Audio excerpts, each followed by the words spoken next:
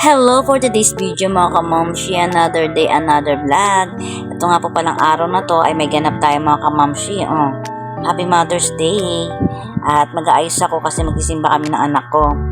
At alam niyo ba, kahit na walang celebration na nagaganap, ganito lang naman ako mag-ayos sa araw-araw, talagang araw-araw.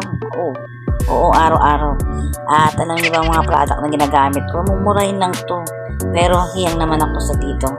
Alam niyo ba, kahit may edad na ako, 4 na anak ko, ayan. Kira is my life pa rin ako. Alam niyo ba, sa araw-araw na ginagawa ko, hindi ko makalimutan mag-ayos ako. Kailangan ko muna mag-ayos bago ako harap sa mga gawaing bahay. Siyempre parang fresh look pa rin na tayo, di ba mga kamamshi? Huwag natin pabayaan ang ating mga sarili. After ko nga pala mag-ayos na to ay, ano bang gagawin ko?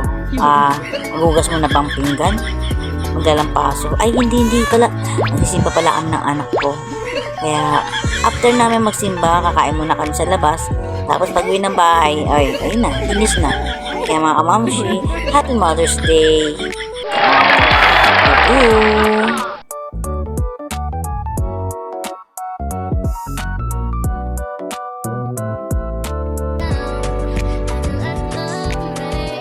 That's why I'm